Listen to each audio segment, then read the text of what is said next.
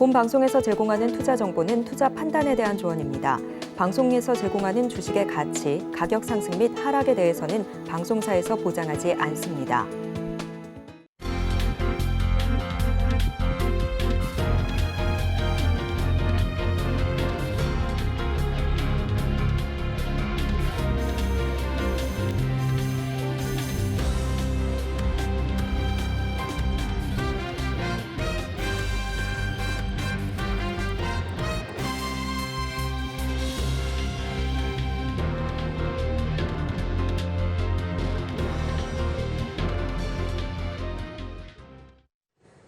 시청자 여러분 안녕하세요. 오늘을 돌아보고 내일을 준비하는 오늘장 내일장 1부 진행의 백선혜입니다. 우리 시장 오늘 힘이 좀 빠지고 있는 모양새가 나타나고 있습니다. 양대 시장 강보합권에서 출발은 했지만 코스피 시장은 장 초반에 2650선까지 터치한 이후에 우하향 곡선을 그리면서 내려가고 있고요. 코스닥 시장은 그래도 강보합권까지는 돌려 세운 상태입니다. 수급적인 측면을 살펴보니까 외국인 투자자들과 기관 투자자들 양대 시장에서 동반 매도에 나서고 있습니다. 하지만 테슬라가 10일거래일 연속 강세를 보이면서 2차 전지 관련 주에는 훈풍이 돌고 있습니다. 또 이번 주에는 경제 일정에 대해서도 체크를 해보셔야 할 것 같은데요. 현지 시간으로 내일 CPI가 발표가 되고 FOMC 회의 역시도 열리게 됩니다. CPI 발표와 같은 경우에는 6월 이후에 7월 금리까지도 어떻게 결정될지 예상할 수 있는 요소니까 이 점도 체크를 해보시면 좋겠습니다. 본 방송에서 제공해드리는 정보는 투자 판단을 위한 조언일 뿐 해당 주식의 가치와 수익률을 보장하지는 않습니다. 아울러 서울경제TV와 서울경제신문은 당사의 브랜드입니다. 최근 당사를 사칭하는 피해 사례가 늘고 있는 만큼 각별히 주의를 해주시기 바랍니다. 또 저희 방송 유튜브를 통해서도 보실 수 있습니다. 유튜브 검색창에 서울경제TV라고 검색하시면 저희 방송과 함께 하실 수 있으니까요. 실시간으로 댓글 참여도 많이 해주시기 바랍니다. 6월 12일 월요일입니다. 오늘장 내일장 1부는 이 시각 보도본부로 시작하겠습니다. 앞서서 살펴보셨던 헤드라인 중에서 세 가지를 골라서 심층적으로 다뤄보겠습니다. 오늘은 보도국의 최민정 기자와 함께합니다. 어서 오세요. 네, 안녕하세요. 네, 첫 소식부터 알아보겠습니다. 부동산 시장이 침체기에 들어가면서 이 서울 아파트에서도 역전세난이 심화되고 있습니다. 이를 보여주는 통계 자료가 나왔다면서요? 네, 일단 우선 역전세에 대해서 설명해 드리겠습니다. 역전세는 전세가가 직전 계약의 전세 보증금보다 낮은 경우를 말합니다. 집값 하락세가 이어지면서 서울 아파트 절반 이상에서 2년 전보다 전세값이 하락한 역전세가 발생하고 있는 것으로 확인됐습니다. 연합뉴스와 부동산원 114가 2년 전 상반기에 거래된 서울 아파트 전세 계약 약 6만 5천 건 가운데 올해 들어 6월까지 한 건 이상 거래된 3만 8천 건의 보증금을 비교한 결과 이 중 54%가 직전 계약보다 전세값이 하락한 역전세인 것으로 확인됐습니다. 올해 상반기 집주인이 새로운 세입자에게 내준 보증금 차액은 평균 1억 원을 기록했는데요. 하반기에는 전세값이 지금 수준을 유지해도 3천만 원이 더 많은 1억 3천만 원 가량의 보증금을 반환해야 될 것으로 전망됩니다. 최근 전세 시장은 지난 2020년 임대차 입법 시행 이후 4년치 전세값을 한꺼번에 받으려는 집주인들로 인해 집값이 단기간에 폭등한 바 있습니다.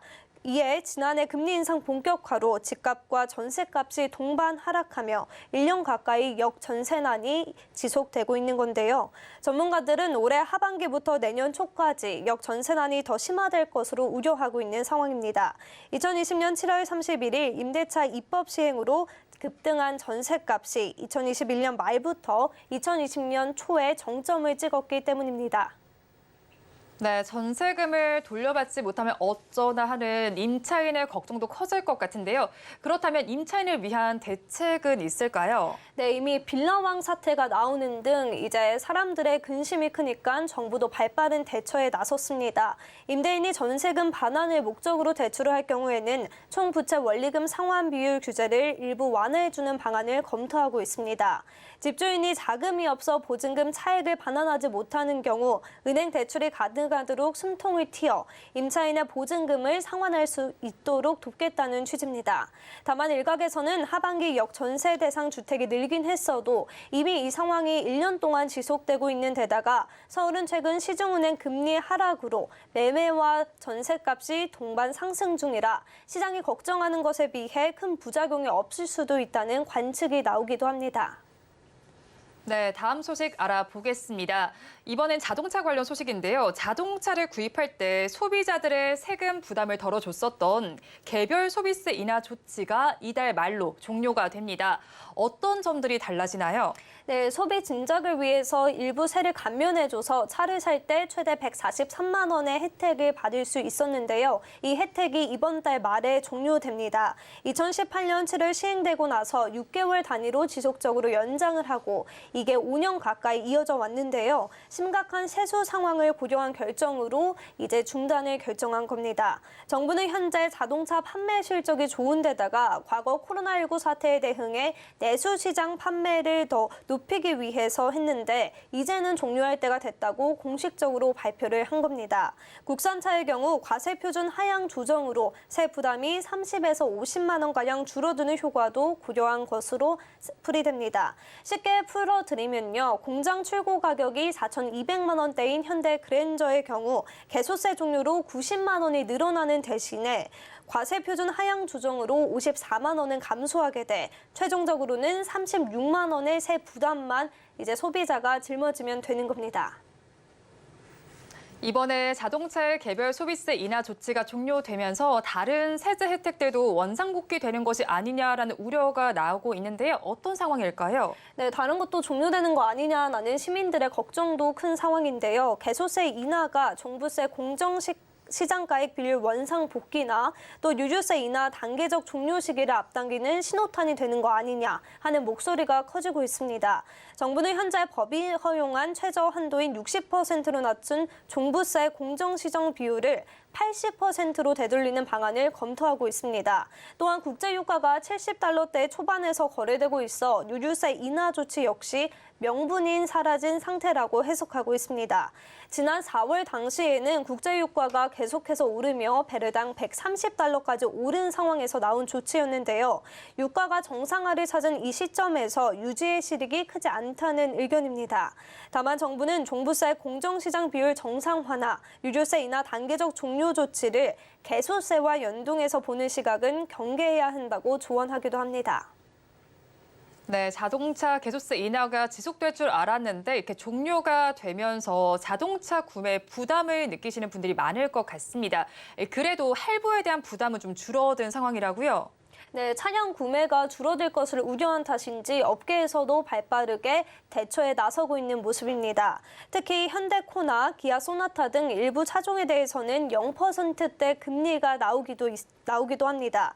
오늘 여신금융협회에 따르면 신한, 삼성, KB국민, 하나, 우리, 롯데 등 주요 6개 카드사의 자동차 할부금리 하단은 5.2%에서 6.9%로 지난달 말 하단이 7%대였던 것과는 대비되는 분위기입니다. 시장 금리가 얼어붙고 부품 공급 이슈로 신차 출고 대기 기간이 길어지자 자동차 할부 금융시장에 다소 미온적이었던 카드사들이 다시금 공격적인 금리 경쟁에 나서고 있는 것입니다.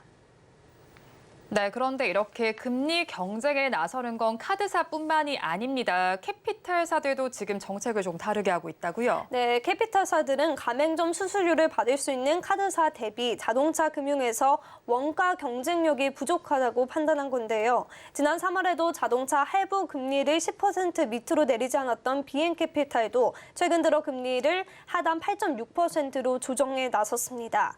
일부 업체들은 특정 조건에 따라서 0%대 초저금리를 내세우기도 했습니다. 시장에선 당분간 이러한 경쟁이 지속될 것으로 전망하고 있는데요. 4%대 여전체 금리가 실제 대출 상품에 반영되기까지 시차가 있는 데다가 또 각종 신차 출시 일정에 대출 수요도 증가할 것으로 예상되기 때문입니다. 네, 오늘 이 시각 보도본부에서는 역전세난 상황부터 자동차 할부 금융 이야기까지 나눠봤습니다. 보도국의 최민정 기자와 함께했습니다. 오늘 말씀 고맙습니다. 네, 감사합니다. 오후 시장의 주요 공시를 전해드리는 시간입니다. 스피드 뉴스앤 공시 김혜영 캐스터가 준비하고 있습니다.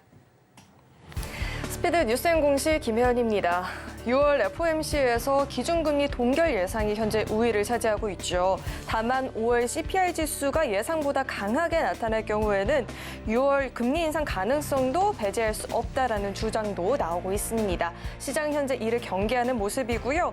이어서 오늘장 주요 공시들도 살펴볼 텐데 그 전에 최근 이 금융위가 발표한 주요 회계제도 보완 방안에 따르면 자산 2조 원 미만의 상장사들은 제도 도입 시기를 5년간 유예해주기로 결정이 됐습니다. 이 점도 참고해 보시면 좋을 것 같습니다. 네, 그럼 이어서 오늘의 첫 번째 공시부터 살펴보도록 하겠습니다. 셀바스 헬스케어 공시 살펴볼 텐데 오늘 공시를 통해서 울트라사이트 지분 42만 4천 주 취득 결정을 했다라는 이야기를 밝혔습니다. 미국 FDA 승인을 앞둔 울트라사이트 지분 취득을 통해서 AI 원격 의료 사업을 본격화하겠다라는 전략인데요. 셀바스 헬스케어는 모기업 셀바스 AI의 인공지능 기술과 미국 FDA 승인을 앞둔 울트라사이트의 기술과 서비스 융합을 통해서 AI 원격 의료 사업을 본격화할 예정이라고 이야기 덧붙였습니다. 네, 이어서 인벤티지랩의 공시도 살펴보도록 하겠습니다. 인벤티지랩이 155억 원 규모의 3호 전환사채 발행과 30억 원 규모의 제3자 배정 유상증자를 결의했다라는 공시를 내놨습니다. 총 자금 조달 규모는 185억 원인데요. 인벤티지랩은 이번 조달되는 자금을 연구개발 및과 그리고 운영 자금으로 사용할 계획이라고 이야기했습니다. 최근에 유바이오로직스와 공동으로 유전자 치료제 CDMO 사업 확장 추진 중에 있는데 이번 자금 조달을 통해서 해당 사업에서의 새로운 수익처를 발굴하고요. 매출 창출로 약물 전달 플랫폼 분야의 새로운 성장 모델을 제시하는 등 안정적인 사업 확대를 추진할 것이라고 덧붙였습니다. 네, 이어서 일동제약 살펴보도록 하겠습니다. 네, 지난달 20일부터 일동제약의 25개 전문 의약품 품목 약가가 평균 16%가량 인하가 됐습니다. 해당 전문 의약품은 국민건강보험 적용을 받는 품목으로 이번 약가 인하로 매출 하락이 불가피한 상황이라고 합니다. 보건복지부는 리베이트에 연루된 일동제약 품목에 대해서 2018년 3월부터 약가 인하를 고시했고요. 이에 일동제약이 소송을 제기해서 5년 넘게 고시가 집행이 정지가 됐었습니다. 그러다 최근에 대법원에서 일동제약이 최종 패소하게 되면서 약가 인하 처분을 받게 됐는데 약가 인하 처분은 제약사 입장에서는 어쩔 수 없이 재정적 부담으로 작용할 수밖에 없습니다. 더군다나 이미 일동제약은 몇 년 동안 영업 적자로 인해서 손실이 누적된 상황이어서 이번 상황을 개선하기 위해서 사업부를 재편하고 차장급 이상 간부를 대상으로 희망 퇴직 신청을 받고 있고요. 또 매출 하락이 예상이 되는 의약품에 있어서는 생산 중단을 현재 결정을 내렸습니다. 네, 마지막으로 골드앤에스도 살펴보도록 하겠습니다. 최근에 주가가 갑작스러운 급락세를 보였었죠. 이에 회사 내부에 문제가 있는 것 아니냐라는 의혹도 제기가 됐는데 한국거래소의 시황 변동에 대한 이 조회 공시에 대해서 골드앤에스는 지난 7일 현재 진행 중이거나 확정된 중요한 공시사항은 없다라고 답을 했습니다. 또 골드앤에스 대표는 이번 주가 하락에 대해서 회사 경영 상황과는 관련이 없다라고 하면서 영위하고 있는 교육 사업은 온 오프라인에서 모두 순항 중이다라고 이야기를 덧붙였는데요. 다만 그럼에도 불구하고 주가는 회복세를 보이지 못하고 하락 이후에 계속해서 횡보하고 있는 모습입니다. 네, 이렇게 오늘장 주요 공시와 뉴스들 살펴봤고요. 지금까지 스피드 뉴스앤공시 김혜연이었습니다.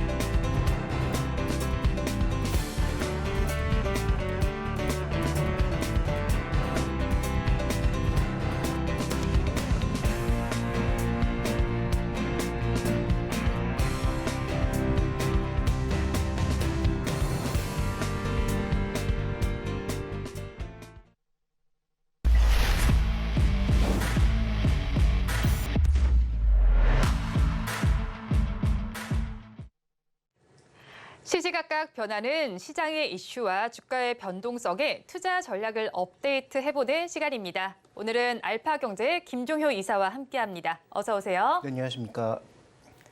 네, 오늘의 핵심 이슈부터 화면으로 살펴보시죠. 네, 포드에 이어서 제너럴 모터스까지 테슬라와 충전 동맹을 맺었습니다. 네, 테슬라가 충전 인프라를 장악하는 모습에 현대자동차의 미국 전기차 판매에 타격이 나타날 수 있다는 우려가 나오는데요. 업계에서는 판매량에는 영향이 없을 것이라고 평가합니다. 대신 인프라 변화는 지켜봐야 한다라는 입장인데요. 그래서 오늘 관련 섹터인 전기차와 2차 전지, 전기차 충전소가 강세를 보이고 있는데 자세한 내용 짚어보겠습니다.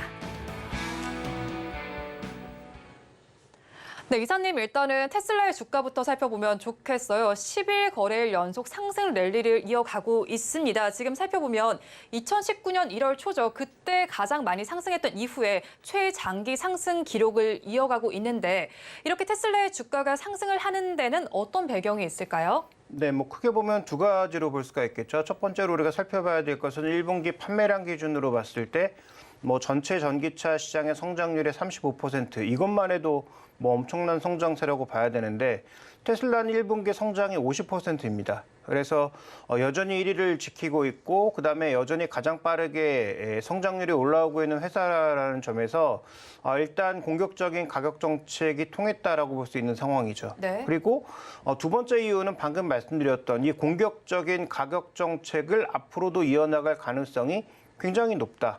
그다음에 사이버 트럭을 포함한 신제품에 대한 기대감도 서서히 좀 높아지고 있는 구간이라는 점을 우리가 한번 주목해 볼 필요가 있겠죠. 이상의 이유로 테슬라가 최근에 강세를 보여주고 있는데 미국 시장 전체로 보면은 마이크로소프트와 엔비디아가 촉발한 소위 AI 싸움에서 기술주들이 먼저 끌고 간 시장이 한번 크게 상승한 이후에 선도 종목군들이 쉬어가는 구간에서 그동안 오르지 않았던 넷플릭스와 테슬라가 치고 올라오는 점도 특징적인 부분이고요. 그래서 미국 시장도 전체 시장의 균형 잡힌 상승이라기보다는 소위 이제 빅테크, 시가총액 한 7개 정도의 빅테크 종목군들이 돌아가면서 올라오고 있고 그 마지막 주자로 테슬라와 넷플릭스가 선정된 부분도 있다. 그래서 해당 이 네 가지 이유로 인해서 테슬라의 최근 주가가 상승세를 보여주고 있다. 이렇게 볼 수가 있습니다. 네, 일단 살펴보니까요. 테슬라의 경우에는 1분기에 가파른 성장세를 보여주기도 했고요. 신모델 효과도 있고 거기에 공격적인 전략도 시장에 긍정적인 영향을 미친 것으로 평가가 되고 있습니다. 그렇다면 테슬라가 지금 사실은 2차 전지주의 바로미터로 활용이 되고 있는 상황이잖아요. 2차 전지주와 가장 연동이 많이 되고 있는데 그렇다면 시장에서는 사실은 2차 전지주 좀 조정을 하고 갈 것이다라는 입장을 내놨었습니다. 그렇다면 최근에 2차 전지주 주가 흐름은 어떤지 좀 분석해 주세요. 네, 일단 전체적인 종목군들이 지난 4월 달까지의 그 강한 모습은 아니죠.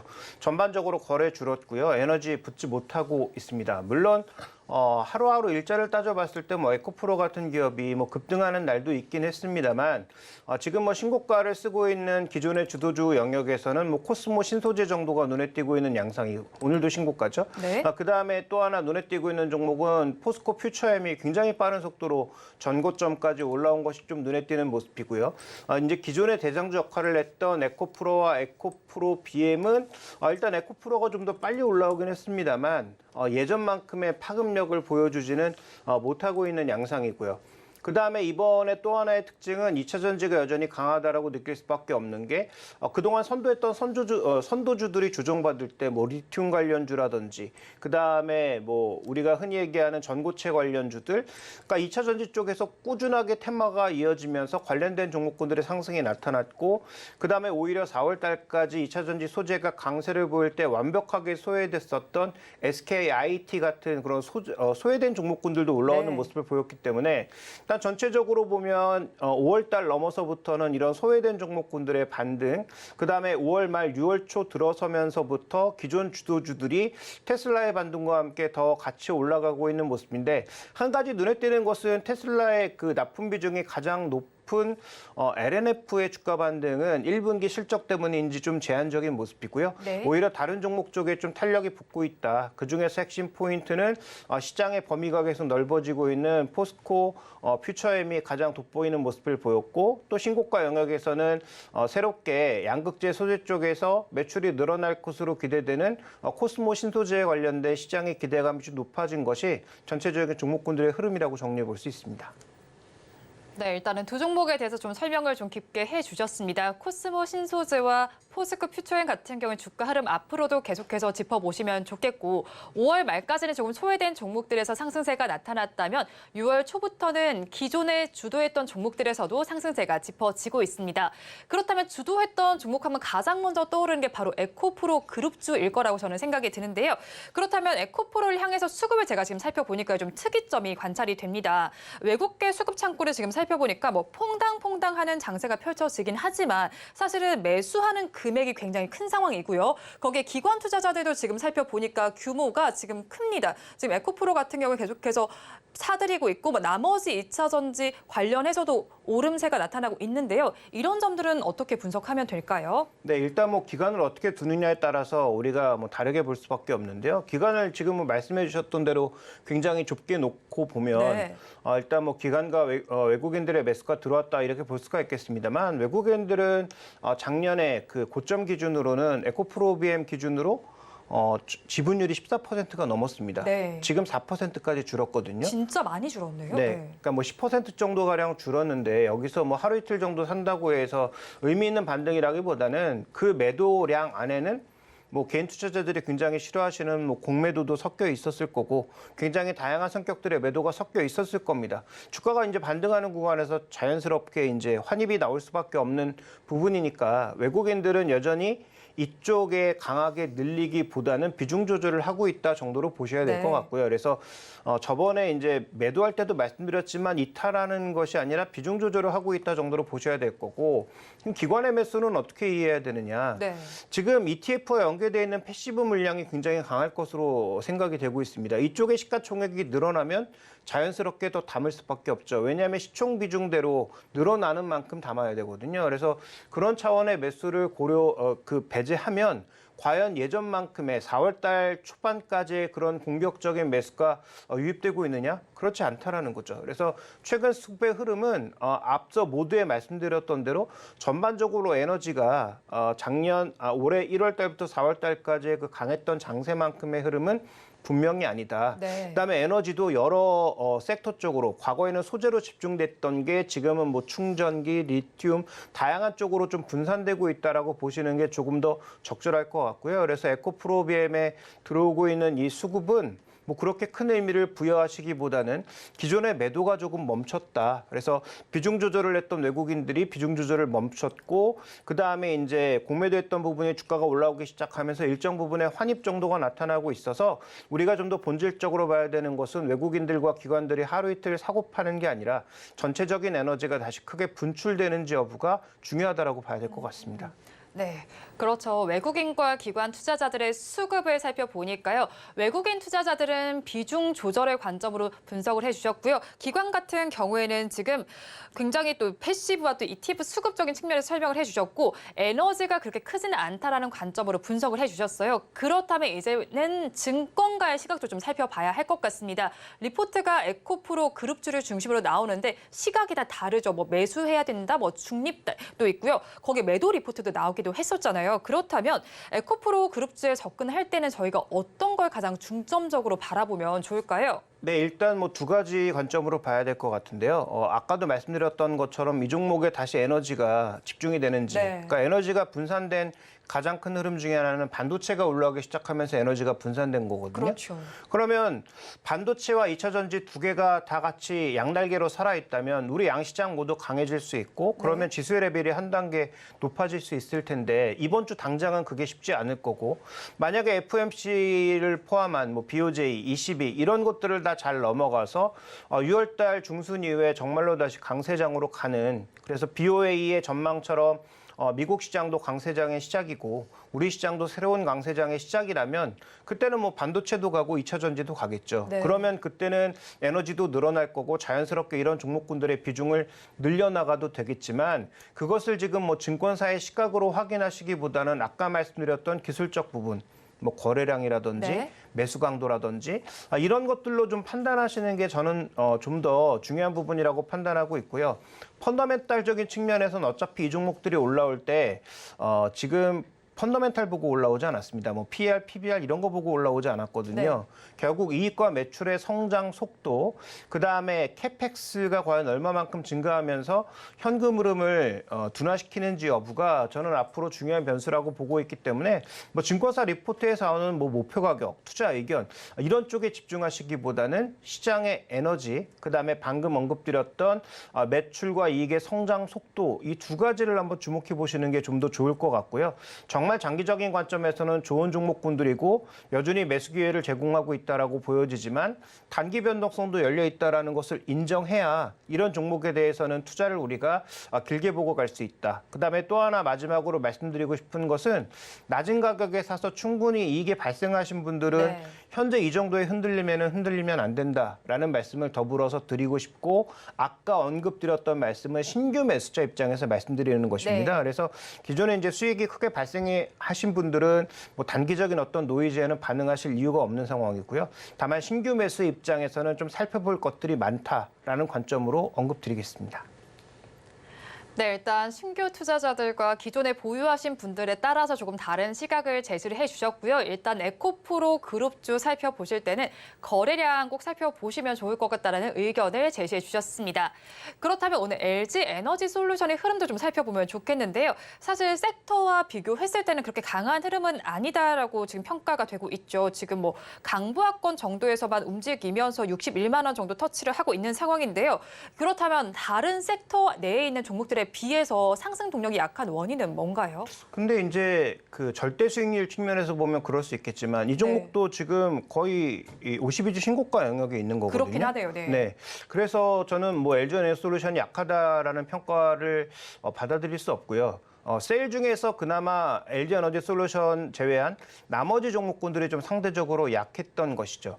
근데 셀과 소재를 비교해 보면 왜 이렇게 셀이 상대적으로 둔화되어 있느냐? 네. 아무래도 우리가 소재에 거는 기대가 좀 더 크고 아까 말씀드렸던 이익과 매출의 성장 속도가 셀보다는 소재 쪽이 더 빠르게 나타나고 있기 때문입니다. 그래서 셀 종목 같은 경우에는 시간이 좀 걸리니까 안정적으로 장기적으로 투자하고 싶으신 분들의 선택지가 될 것으로 판단하고 있고요. 다만 이 셀 기업 같은 경우에는 최근 들어서 원자재 가격 변동에 따라서 뭐 마진율이 조금 바뀔 수 있다라는 점.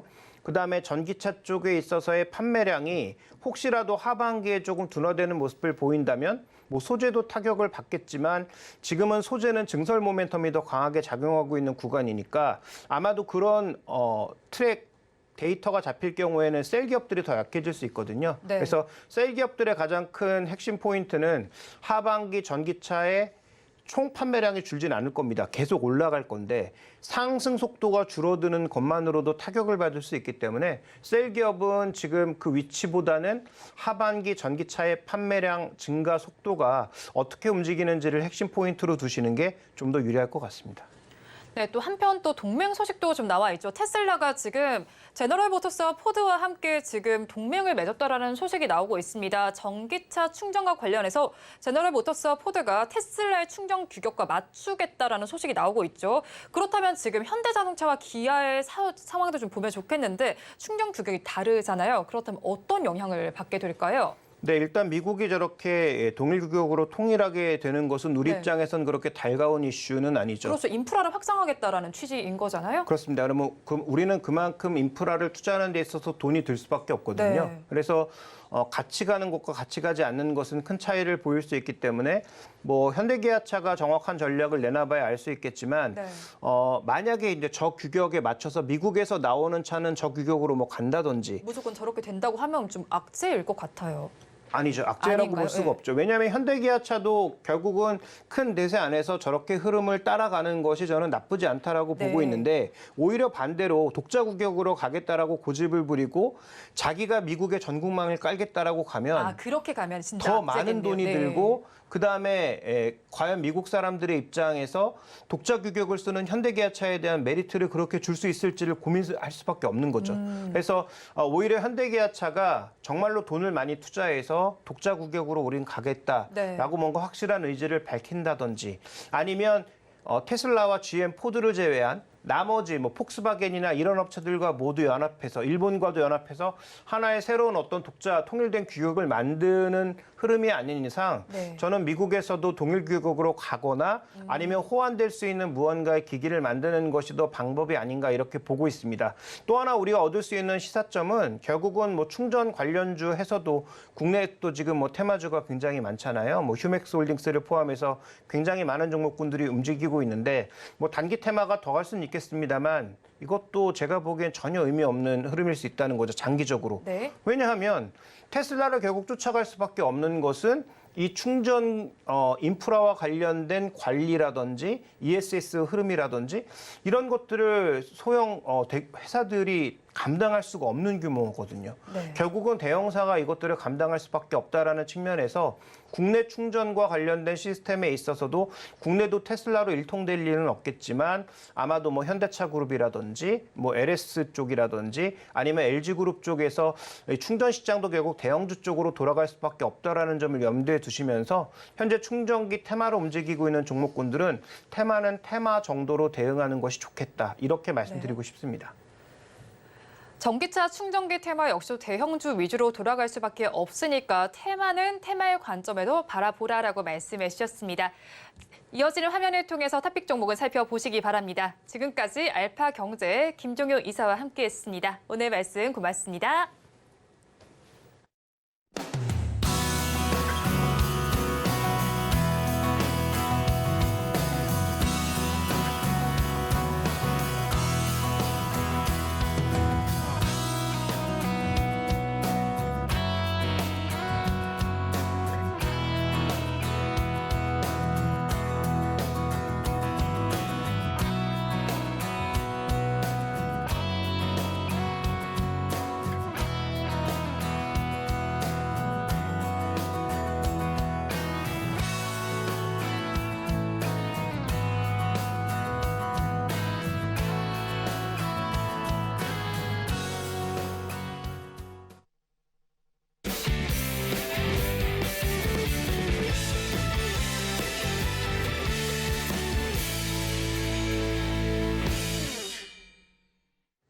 마켓 리더의 시선으로 글로벌 경제와 산업 트렌드를 체크하고 이걸 수익으로 연결해보는 시간, 고수의 선택 시간입니다.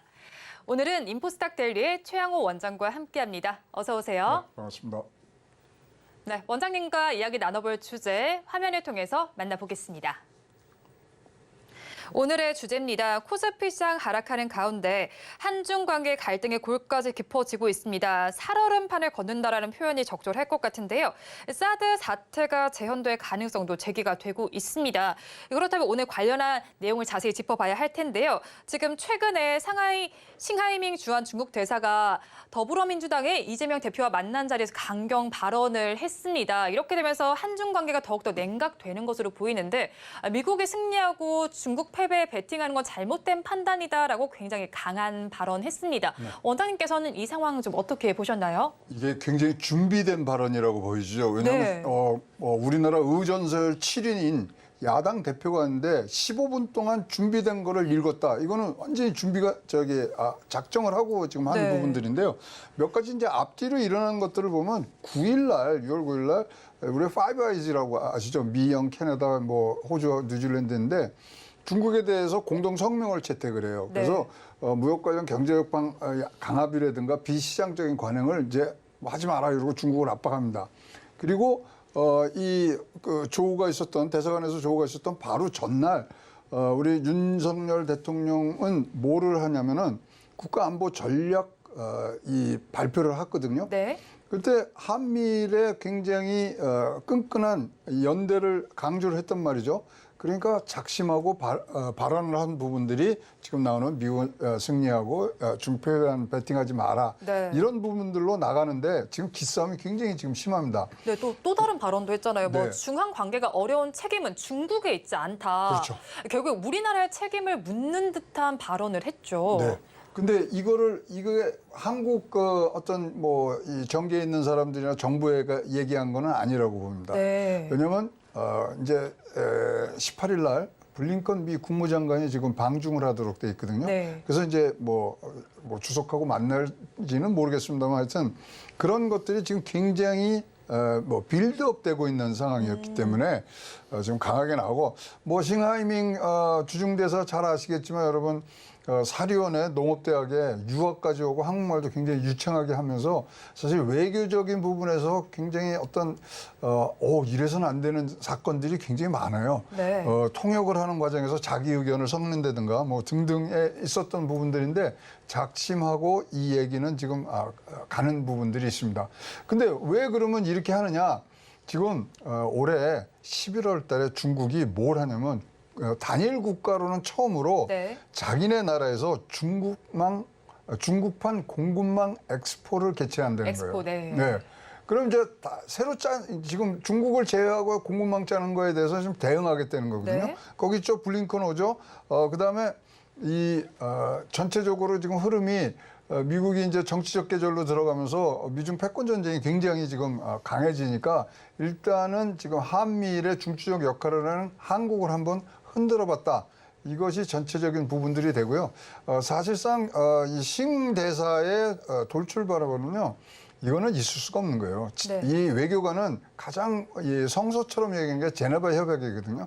여기는 상호 존중이라는 원칙이 있는데 그걸 그렇죠. 깨고 들어간 거는 뭔가의 어떤 자기네 편익을 생각하고 깨고 들어간 거기 때문에 굉장히 지금 우리가 뭐 가볍게 봐서는 안 되는 부분들. 그러니까 양국에서 지금 조치를 하니 뭐 예제는 하니 불러다가 좀 얘기를 하지만 네. 사실 뭐 그런 상황들은 많이 돌출이 되는데 과연 지금부터 어떻게 국익을 위해서 지금 한국 정부가 대응을 하느냐가 제일 중요하고요. 그러다 보니까 이제 어떤 뭐 극한의 상황이 뭐냐면 외교적 뭐 기피 인물이라는 페르소나 논 그라타까지 지금 얘기가 나오는 걸로 봐서는 일단은 굉장히 이런 부분들이 오래 지속될 상황은 있고요. 어쨌든 간에 블링컨 국무장관이 18일 날 중국을 방문한 후에 상황이 어떻게 되냐를 보셔야 될 것 같습니다.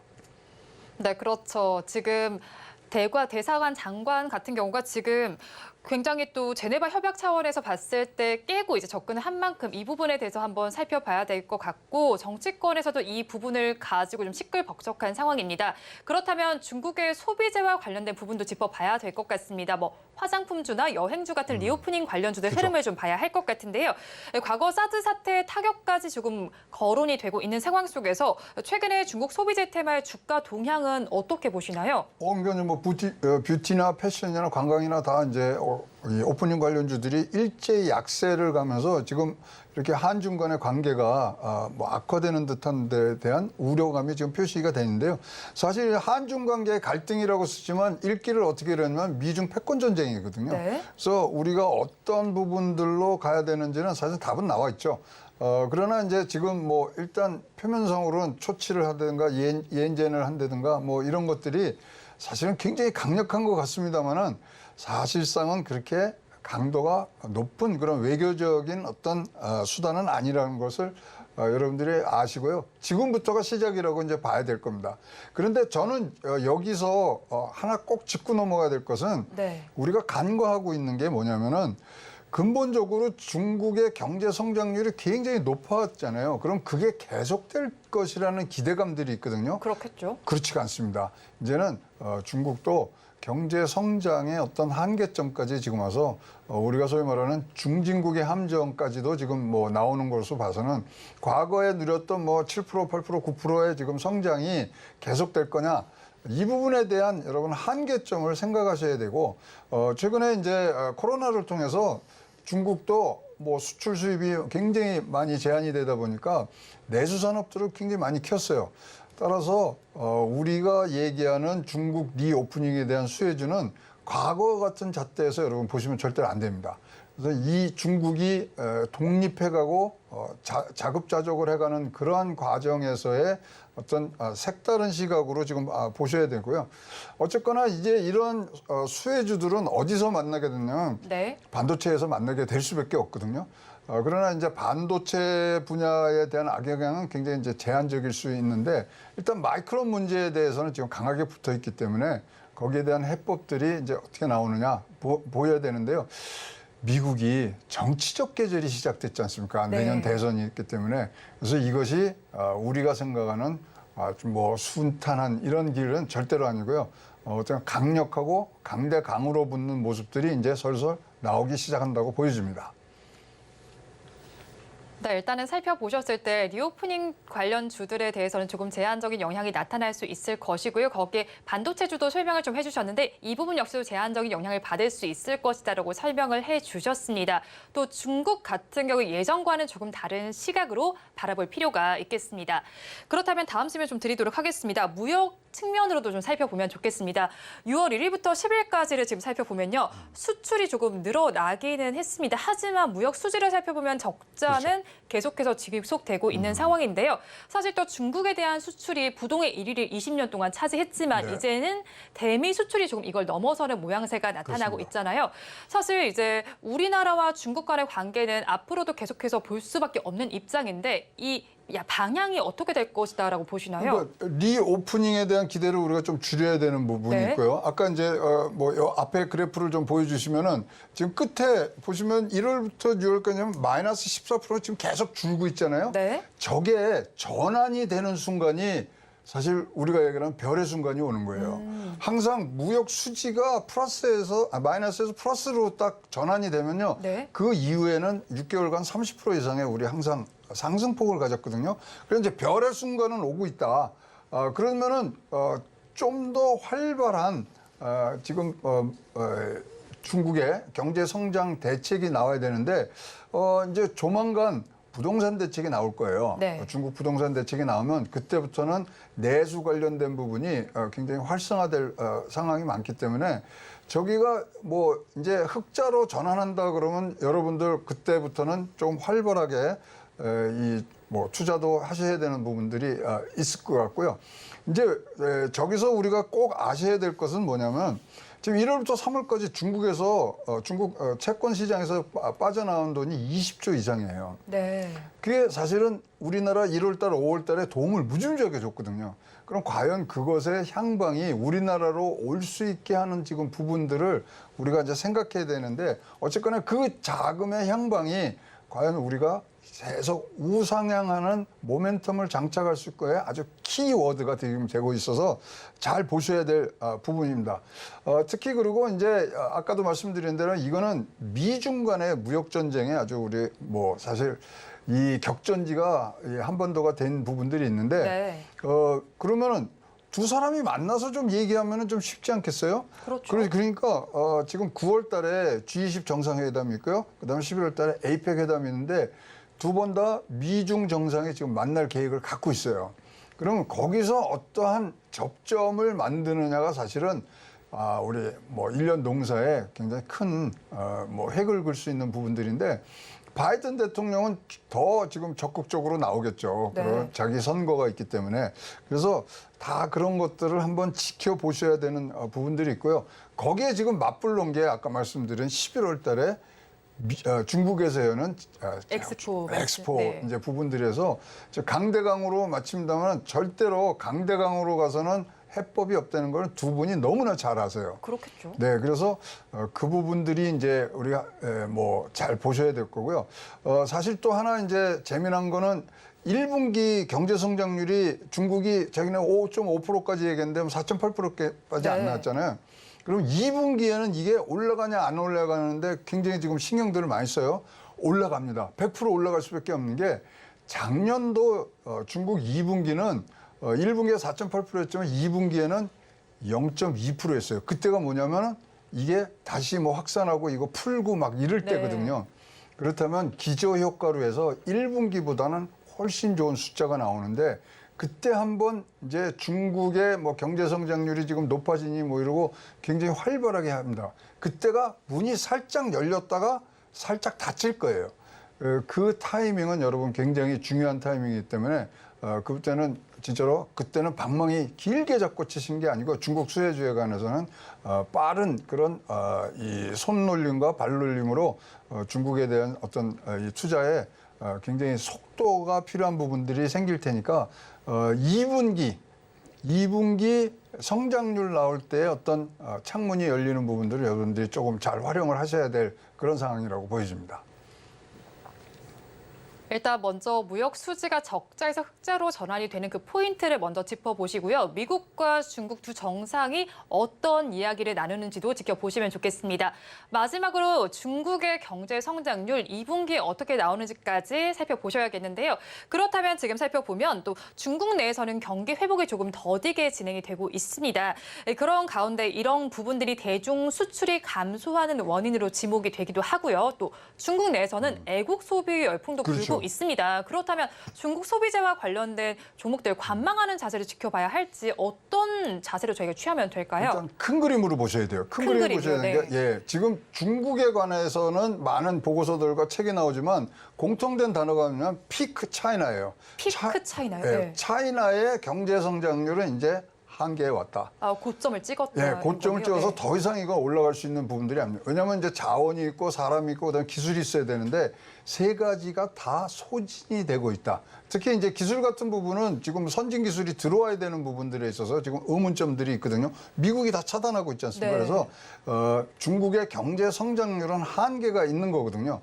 그런 면들을 전체적으로 이제 보신 다음에 그리고 우리가 이제 어떤 식으로 중국과의 관계, 그다음에 미국과의 관계를 유지하느냐인데 이 부분은 미국 선거가 끝날 때까지는 우리가 뭐 한 치 앞을 내다볼 수 없는 그런 상황이기 때문에 중국은 이 짤막짤막하게 지금 문이 열렸다 닫혔다를 한 두세 차례를 이제 연중에 할 겁니다. 네. 그 기회가 굉장히 소중한 기회고 또 중국 투자의 타이밍이라고 보기 때문에 그 관점들을 잘 소화해 주시는 부분들이 좋을 듯합니다.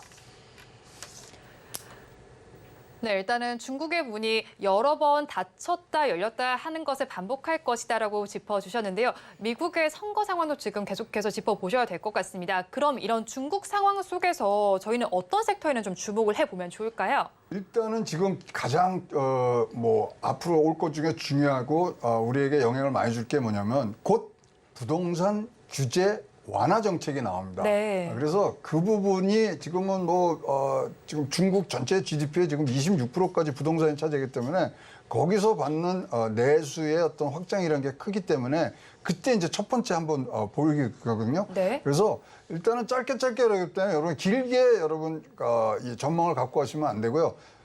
곧 부동산 규제에 관한 완화 정책이 중국에 나오면 그때가 일단 1차 창문이 열린다고 보시고요. 그런 곳곳에 숨어 있는 부분들을 잘 여러분들이 파악을 하시면서 가야 됩니다. 전체적으로 정리해드리면 중국 성장은 한계가 왔다. 그렇기 때문에 우리가 과거의 잣대에서 중국의 성장을 보면은 안 되고요. 2분기에 굉장히 높은 성장률을 보여주셨지만 이거는 작년도 기저효과가 있기 때문에 거기에 또 여러분들이 현혹되시면 안 되고 중국의 부동산 정책이 지금은 키워드로 나오기 때문에 그 부분에 여러분들이 판단하시면서 들어가시는 게 훨씬 더 좋은 전략이라고 보여집니다. 네, 중국의 경제는 일단 고점을 찍었다라고 분석을 해주셨고요. 부동산 규제와 관련해서 완화 정책이 나오는 시점을 첫 번째 창문이 열리는 시점이라고 분석을 해주셨으니까 참고를 해보시면 좋겠습니다. 지금까지 인포스탁 데일리의 최양호 원장과 함께했습니다. 오늘 말씀도 고맙습니다.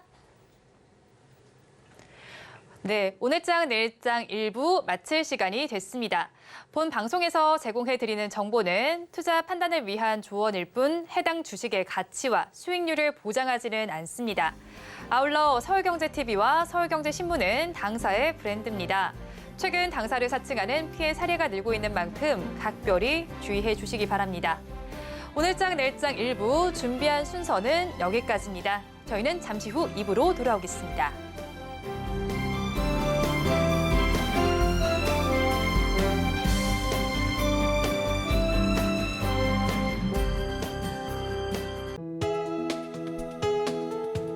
본 방송에서 제공하는 투자 정보는 투자 판단에 대한 조언입니다. 방송에서 제공하는 주식의 가치, 가격 상승 및 하락에 대해서는 방송사에서 보장하지 않습니다.